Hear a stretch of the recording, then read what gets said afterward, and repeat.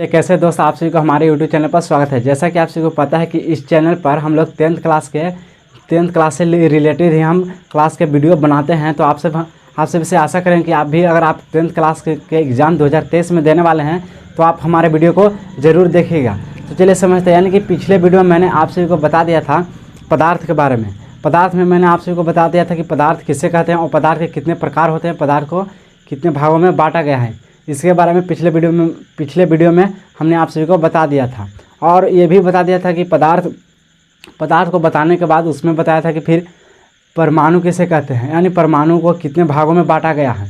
सबसे पहले तो बताया था कि परमाणु को जॉन डाल्टन ने बताया था कि परमाणु को तोड़ा नहीं जा सकता है, लेकिन उनके विचार को, उनके जो परमाणु सिद्धांत जो दिए थे, जॉन डाल्टन सबसे पहले परमाणु सिद्धांत दिए थे, उनको गलत साबित कर दिया गया और परमाणु को 3 भागों में, यानी कि 3 बोल सकते हैं कि 3 भाग या इससे अधिक भागों में भी तोड़ा जा सकता है। लेकिन हम लोग 10th क्लास में पढ़ रहे हैं तो हम लोग मुख्यतः 3 भागों में इसको तोड़ दिए थे। यानी सबसे पहला में तोड़े थे इलेक्ट्रॉन, प्रोटॉन, न्यूट्रॉन में, यानी 3 भागों में तोड़े थे। कौन कौन? इलेक्ट्रॉन, प्रोटॉन और न्यूट्रॉन में। तो ये तो हम लोग पिछले क्लास के वीडियो में पढ़ लिए हैं। तो आज के वीडियो में मैं आप सभी को बताने जा रहा हूँ कि इलेक्ट्रॉन, प्रोटॉन, न्यूट्रॉन के बारे में पढ़ लिए थे। उसमें भी हमने बता दिए थे कि इलेक्ट्रॉन की खोज किसने किए थे और कब किए थे, प्रोटॉन का खोज कब और किसने किए थे, इसके बारे में पिछले वीडियो में चर्चा कर दी गई है। अगर आप भी हमारे वीडियो को नहीं देखे तो सबसे पहले प्ले लिस्ट में जाइए और एक एक करके वीडियो को देखकर इस वीडियो को देखिए ताकि आपको समझ में अच्छे से आए। तो चलिए आज के क्लास को स्टार्ट करते हैं। यानी कि आज के क्लास में मैं आप सभी को बताने वाला हूँ इलेक्ट्रॉन के बारे में, यानी कि सम इलेक्ट्रॉन किसे कहते हैं, यानी कि सम इलेक्ट्रॉन किसे कहते हैं। तो सम इलेक्ट्रॉन का मतलब होता है सम इलेक्ट्रॉन। देखिए नाम से पता चलता है सम इलेक्ट्रॉन, सम इलेक्ट्रॉन यानी कि सम यानी बराबर, इलेक्ट्रॉन यानी इलेक्ट्रॉन की संख्या। यानी कि सम इलेक्ट्रॉन का परिभाषा होता है वैसा तत्व, सम इलेक्ट्रॉन का परिभाषा होता है वैसा तत्व जिसमें इलेक्ट्रॉन की संख्या समान होती है, वैसा तत्व जिसमें इलेक्ट्रॉन की संख्या समान होती है। सम इलेक्ट्रॉन का मतलब होता है वैसा तत्व जिसमें इलेक्ट्रॉन की संख्या समान होती है, उसे सम इलेक्ट्रॉनिक कहते हैं। सम इलेक्ट्रॉनिक कहते हैं। जैसे में एग्जाम्पल में समझते हैं मैग्नीशियम,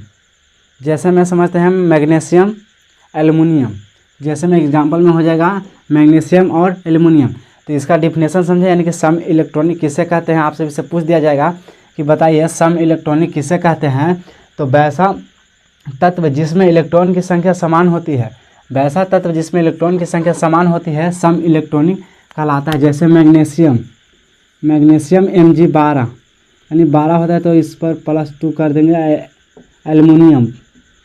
एल्युमिनियम यह हो जाएगा सम इलेक्ट्रॉनिक समझ गए। यानी कि सम इलेक्ट्रॉनिक वैसा तत्व जिसमें परमाणु की संख्या, सम इलेक्ट्रॉनिक यानी वैसा तत्व जिसमें इलेक्ट्रॉन की संख्या समान होती है, उसे सम इलेक्ट्रॉनिक कहते हैं। अब दूसरा नंबर समझते हैं द्रव्यमान संख्या या परमाणु भार।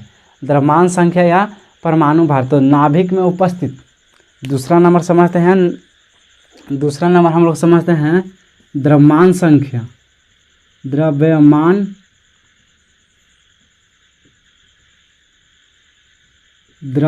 संख्या। तो द्रव्यमान संख्या कहने का मतलब है कि द्रव्यमान संख्या का डिफिनेशन हो जाएगा कि नाभिक में उपस्थित न्यूट्रॉन और प्रोटॉन की संख्या का, नाभिक में उपस्थित न्यूट्रॉन और प्रोटॉन की संख्या का योगफल, नाभिक में उपस्थित द्रव्यमान का डिफिनेशन हो जाएगा, नाभिक में उपस्थित न्यूट्रॉन और प्रोटॉन की संख्या का योगफल द्रव्यमान संख्या या परमाणु संख्या कहलाता है, परमाणु भार संख्या कहलाता है। जिसको फिर से समझते हैं, यानी कि द्रव्यमान संख्या क्या है। तो द्रव्यमान संख्या हो जाएगा कि नाभिक में उपस्थित न्यूट्रॉन और प्रोटॉन की संख्या को योगफल को यानी कि न्यूट्रॉन में उपस्थित संख्या को योगफल को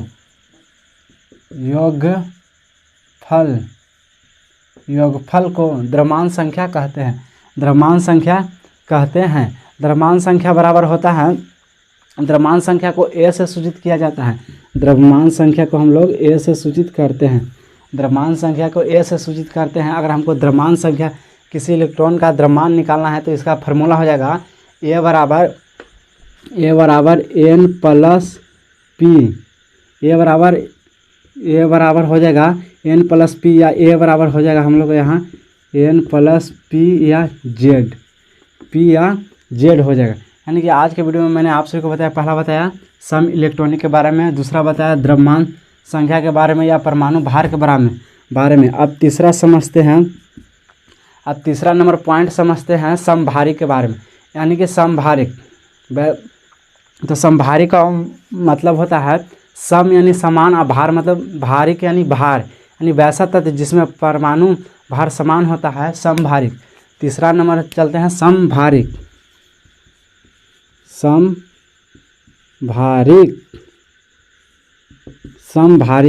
समभारिक तीसरा नंबर है समभारिक। तो वैसा तत्व जिसका परमाणु भार, वैसा तत्व जिसका परमाणु भार समान होता है उसे समभारिक कहते हैं। यानी कि समभारिक का डिफिनेशन हो जाएगा वैसा तत्व जिसका परमाणु भार समान होता है उसे समभारिक कहते हैं। जैसे कार्बन की परमाणु संख्या कितना होता है 6, कार्बन की परमाणु संख्या 6 और परमाणु क्रमांक 14। इसी तरह हो जाएगा नाइट्रोजन N7, इसका हो जाएगा 8 यानी 14। तो यानी कि समभारिक का डिफिनेशन हुआ कि वैसा तत्व जिसका परमाणु भार समान होता है उसे समभारिक कहते हैं। अब देखते हैं अगला नंबर, देखते हैं चौथा पॉइंट देखते हैं समस्थानिक, यानी समस्थानिक। अब चौथा नंबर देखते हैं पॉइंट समस्थानिक। चौथा नंबर देखते हैं पॉइंट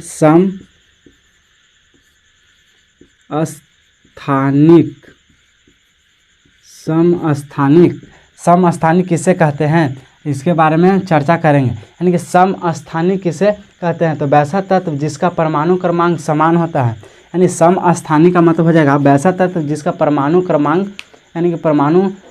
यानी परमाणु संख्या समान होता है उसे समस्थानिक कहते हैं। यहाँ पे सबसे पहले बता देगा, अभी मैंने आप सभी को बताया समभारिक के बारे में बताया, दूसरा बताया समस्थानिक के बारे में बताया। यानी समस्थानिक वैसा तत्व जिसके परमाणु संख्या समान होता है, उसे समस्थानिक कहते हैं। अब समझते हैं सम न्यूट्रॉनिक, यानी सम न्यूट्रॉनिक क्या होता है। अब समझते हैं कि सम न्यूट्रॉनिक क्या होता है, सम न्यूट्रॉनिक को किस तरह से हम लोग डिफाइन करेंगे। इतना तो अगर इतना आप सभी को क्लियर है तो क्या मिटा दे इसको, अब मिटाते हैं। अब आगे समझते हैं यानी कि सम न्यूट्रॉनिक क्या होता है, उसके बारे में समझते हैं। सम न्यूट्रॉनिक के बारे में समझते हैं। तो सम न्यूट्रॉनिक का मतलब होता है वैसा तत्व जिसके नाभिक में न्यूट्रॉन की संख्या, सम न्यूट्रॉनिक का मतलब होता है वैसा तत्व जिसमें नाभिक, सम न्यूट्रॉनिक का मतलब होता है वैसा तत्व जिसके नाभिक में न्यूट्रॉन की संख्या समान होती है, सम न्यूट्रॉनिक कहलाती है। यानी सम न्यूट्रॉनिक का मतलब होता है वैसा तत्व जिसमें, सम न्यूट्रॉनिक का मतलब होता है सम न्यूट्रॉनिक। पहले यहाँ पे लिख के बताते हैं सम न्यूट्रॉनिक किसे कहते हैं। अगला नंबर है सम न्यूट्रॉनिक।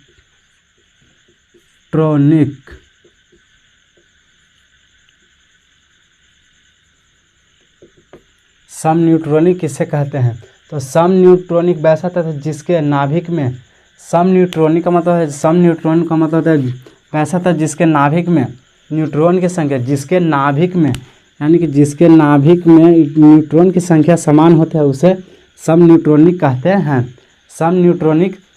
हैं। इतना तक समझ में आ गया, यानी सम न्यूट्रॉनिक कहते हैं। ये तो हो गया इलेक्ट्रॉन और प्रोटॉन के बारे में। समस्थानिक किसे कहते हैं, कब वो स्थान चेंज करेगा, यानी कब उसका भार, कभी उसका द्रव्यमान चेंज हो सकता है तो कभी उसका क्रमांक चेंज हो सकता है। ये इसको हमने पढ़े। अब समझते हैं कि यानी परमाणु जो होता है वो एक कक्षा में चक्कर लगाता है, उसके बारे में समझते हैं। यानी कि इसमें आप समझते हैं कि कक्षक या कोश। अब समझते हैं कक्षक या कोश। अगला नंबर पॉइंट है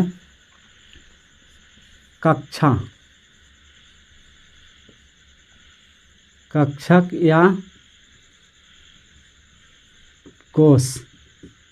कक्षक या कोश क्या है, यानी ऑर्बिट क्या है, ऑर्बिट किसे कहा, परमाणु के नाभिक में केंद्रक, परमाणु के नाभिक में परमाणु के नाभिक यानी कक्षा को समझते हैं कि परमाणु के कक्षा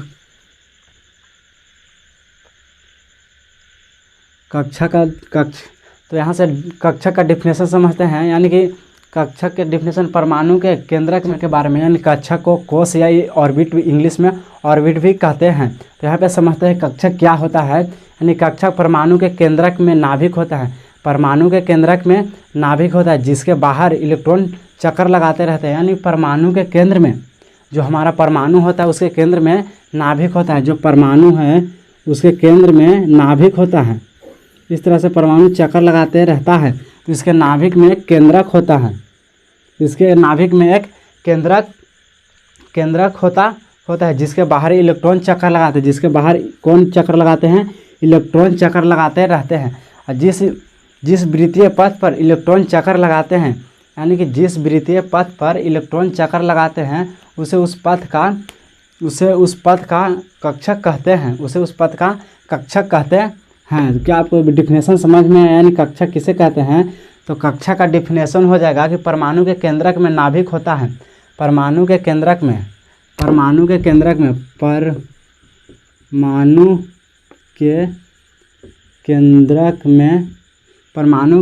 में नाभिक होता है जिसके बाहर इलेक्ट्रॉन चक्कर लगाते हैं, इलेक्ट्रॉन जिस वृत्तीय पथ पर चक्कर लगाता है उसे उसका कक्षक या ऑर्बिट कहते हैं। ऑर्बिट को कक्षा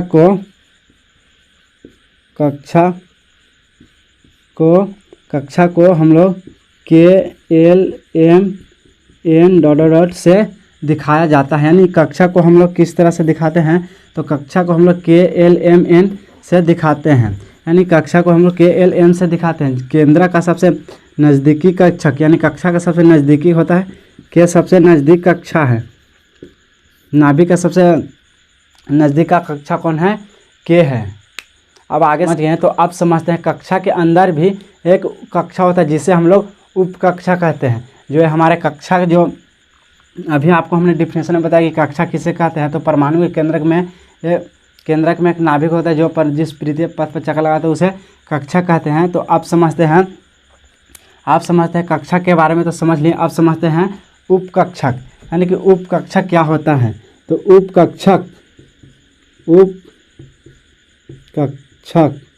उपकक्षक क्या होता है? तो उपकक्षा का समझने से पहले आपसे इसका डिफिनेशन पता होना चाहिए। यानी कि प्रत्येक कक्षा के अंदर उपकक्षा का डिफिनेशन हो जाएगा। प्रत्येक कक्षा के अंदर एक उपकक्षा होती है, प्रत्येक कक्षा के अंदर एक उपकक्षा होती है। जो एक कक्षा हमने बनाया इसके अंदर एक उपकक्षा होती है। प्रत्येक उपकक्षा के अंदर, प्रत्येक कक्षा के अंदर एक उपकक्षक होती है, एक उपकक्षक होती है। इसका आकार अलग अलग होता है, इसका आकार, जो उपकक्षक है इसका आकार अलग अलग हो सकता है। इन सबके उपकक्षा किसे कहते हैं? यानी कि कक्षा के अंदर एक उपकक्ष होते हैं, यानी प्रत्येक कक्ष के अंदर प्रत्येक कक्ष के अंदर एक उपकक्ष होते हैं, इसे उपकक्ष कहते हैं, यानी कि सब सेल कहते हैं। अब समझते हैं कि उपकक्ष कितने प्रकार के होते हैं। अब यहाँ पे समझते हैं कि उपकक्ष कितने प्रकार के होते हैं। तो उपकक्ष 3-4 प्रकार के होते हैं, यानी कि पहला होता है SPDF, पहला, दूसरा, तीसरा, चौथा। पहला, दूसरा, तीसरा, चौथा, यानी कि SPDF उपकक्ष कितने प्रकार के होते हैं? तो उपकक्ष 4 प्रकार के होते हैं। सबसे पहले तो आपको हमने बताया कि कक्षा किसे कहते हैं। तो कक्षा परमाणु के केंद्र में नाभिक होता है, परमाणु के केंद्र में नाभिक होता है, उसके बारे में बताया नहीं कि कक्षा किसे कहते हैं, उसके बारे में बताएं। फिर बताएं, आप सभी को बताएं कि कक्षा को किस से सूचित किया जाता है। तो कक्षा को हम लोग KLMN से सूचित करते हैं। अब यहाँ पे समझते हैं कि कक्षा के बारे में जानकारी बता दें, तो अब बताते हैं कि उपकक्षा के बारे में बताएं कि उपकक्षा के प्रत्येक कक्षा के अंदर एक उपकक्षा होते हैं, उसे सब सेल कहते हैं। और उपकक्षा कितने प्रकार के होते हैं? तो उपकक्षा मुख्य रूप से तीन चार प्रकार के होते हैं, जिसको हम लोग बोलते हैं ASPDF में बांटते हैं। आप समझते हैं कि ASPDF में बांटे हैं। इन सभी ASPDF इन सभी का आकार अलग अलग होता है। अब इनके आकार के बारे में समझते हैं, यानी कि ASPDF के आकार के बारे में समझते हैं। इनके आकार किस तरह से और किस आधार पर कैसा होता है। तो सबसे पहले आज के अभी के वीडियो में बताते हैं कि एस का यानी कि एस उपकक्षा यानी एस उपकक्षा का आकार कैसा होता है। तो एस उपकक्षा पहला में एस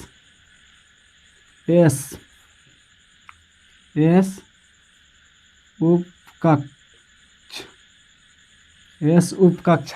तो एस उपकक्षा इसका आकार कैसा होता है। इसका आकार गोल होता है, यानी कि एस का आकार यानी एस उपकक्ष का आकार एस उपकक्ष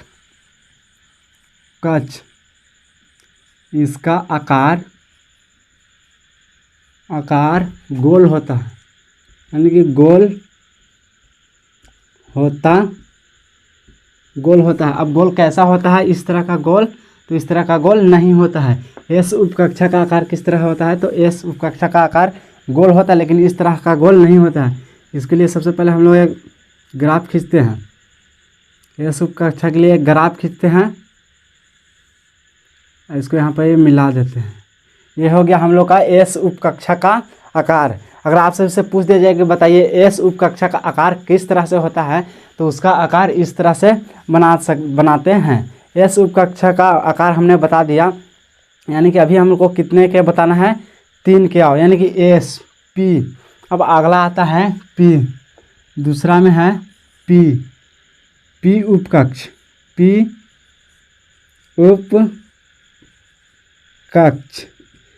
उपकक्ष। अब इसका आकार, तो इसका आकार यहाँ पे ध्यान में देखिएगा कि इसका आकार डमरू के समान, यानी कि पी उपकक्ष का आकार पी उपकक्ष का आकार डमरू के समान होता है। इसका आकार डमरू के समान होता है। डमरू ये आपको समझने के लिए आसानी होगा, यानी जिससे आपको याद होगा, इसलिए हमने इसको डमरू बताया ना। तो इसको हम लोग डम्बल बोलते हैं, यानी कि इसको डम्बल भी बोल सकते हैं। यानी कि तो समझते हैं कि पी उपकक्ष का आकार कैसा होता है, तो डमरू के समान होता है। तो इसका डमरू किस तरह से बनाएंगे, तो सबसे पहले एक हम लोग ग्राफ के लिए इस तरह से ग्राफ खींच देते हैं और इसमें एक डमरू बना देते हैं। ये हो गया। ये पी उपकक्ष के लिए उपकक्ष, ये पी उपकक्षा का आकृति होता है। यानी कि आपसे पूछ दिया जाए कि बताइए पी उपकक्षा का आकार किस तरह से होता है, तो इसका डमरू के समान होता है, यानी कि डम्बल। इसको डम्बल भी बोल सकते हैं। अब अगला नंबर पॉइंट आता है तीसरा में डी का आकार, यानी कि इसका आकार किस तरह से होता है। तो डी उपकक्ष का आकार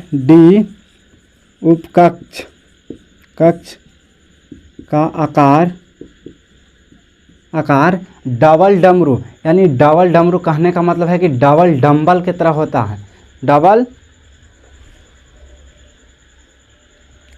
डम्बल की तरह। तो इसका भी आकृति सेम टू सेम इसी तरह के बनाएंगे, यानी कि इस पर भी एक इस तरह के ग्राफ खींचेंगे। और डबल डमरू, यानी कि डबल डमरू कहने का मतलब है कि इसमें तो एक डमरू है, तो इसमें 2 डमरू बनाएंगे, यानी कि 1 2 ऊपर में भी 2 नीचे में भी 2। ये किस उपकक्षा का आकृति बना, तो ये डी उपकक्षा का आकृति बना। अब आगे सब चौथा नंबर पॉइंट देखते हैं। एस पहला तो हो गया एस उपकक्षा का, पी उपकक्षा का, डी उपकक्षा का। अब अगला बनाते हैं एफ उपकक्षा का, यानी कि एफ उपकक्षा का आकृति कैसा होता है। तो इसका आकृति इसका आकार पांचभुज डमरू के समान होता है, यानी पांचभुज डमरू के समान होता है। यानी कि पांचभुज डमरू के समान कैसा होता है, यानी कि इसमें पहला में तो बताया कि इसका आकार गोल होता है, दूसरा में बताया कि इसका आकार डमरू के समान होता है, तीसरा में बताया कि इसका आकार इस उपकक्षा का आकार डबल डमरू, यानी डी उपकक्षा का आकार होता है डबल डमरू। डबल डमरू, डबल डमरू, डमरू को डम्बल बोलते हैं। ये हम आपको समझने के लिए सिर्फ बताए हैं। अब आगे समझते हैं। एफ उपकक्षा का आकार पंचभुज के समान होता है, यानी पंचभुज के समान किस तरह से होता है, तो इसमें भी सिर्फ हम लोग को एक ग्राफ पारना है। चुपचाप एक ग्राफ पारिए और इसमें हमको दर्शा देना है, यानी कि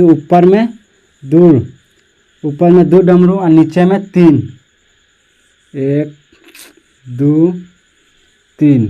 ये हो जाएगा हम लोग का एफ उपकक्षा का। ये हम लोग का हो गया एफ उपकक्षा, ये उपकक्षा का हो गया। अब आप सब हमको बताइएगा दोस्त, क्या आप सभी को इसका आकृति बनाने में कोई दिक्कत होगा या परेशानी होगा? अगर आपको भी वीडियो समझ में आ रहा है तो हमारे यूट्यूब चैनल को लाइक और कमेंट करके ज़रूर बताइएगा, ताकि आपके लिए हम और अच्छे से अच्छे वीडियो बना सकें। तो इतना तक समझ में आ गया कि उपकक्षा में कितने प्रकार के होते हैं। तो उपकक्ष होते हैं 3-4 प्रकार के। पहला है एस पी डी एफ। अब आगे समझते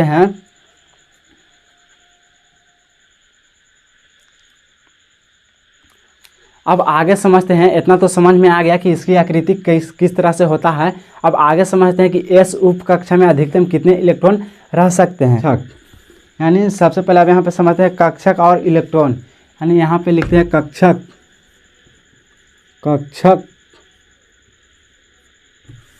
और इधर इलेक्ट्रॉन।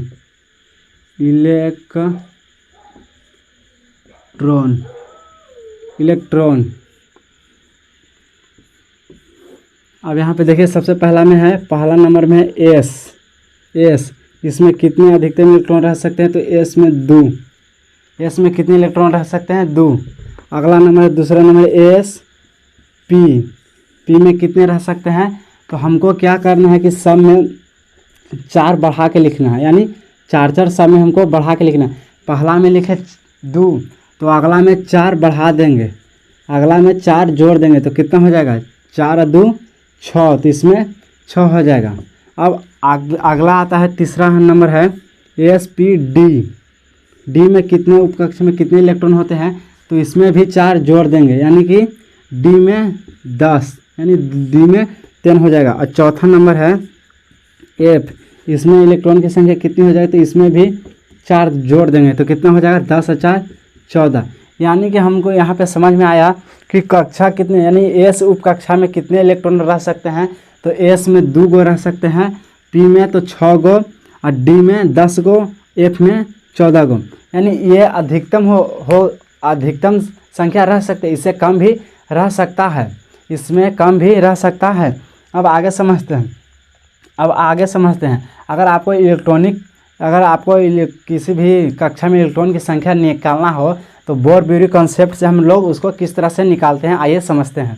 आइए इतना तो समझ में आया कि एस कक्षा में 2 इलेक्ट्रॉन रहेंगे, पी में 6 गो, डी में 10 गो और एफ में 14 गो, यानी 14 गो रहते हैं। अब समझते हैं कि बोर-ब्यूरी कॉन्सेप्ट से किस तरह से किसी भी कक्षा में इलेक्ट्रॉन की संख्या किस तरह से निकालते हैं। यानी कि बोर-ब्यूरी कॉन्सेप्ट से बोर-बारी यानी बोर-बारी ने कहा कि अगर किसी भी तत्व में इलेक्ट्रॉन निकालना है तो उसको निकालने के तरीका, उसका एक फार्मूला बताए थे। इसको निकालते हैं 2n स्क्वायर से, यानी 2n स्क्वायर से, जहाँ n बराबर कक्षा की संख्या।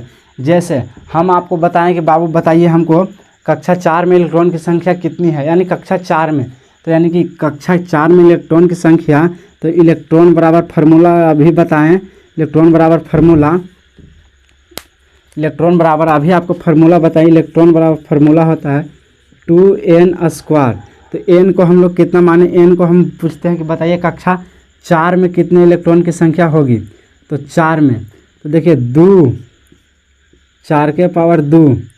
अब इसको गुना कर दीजिए, यानी कि 4 16, 2 गुना 4 के स्क्वायर 16, 16 दूनी 32 इलेक्ट्रॉन हो गए।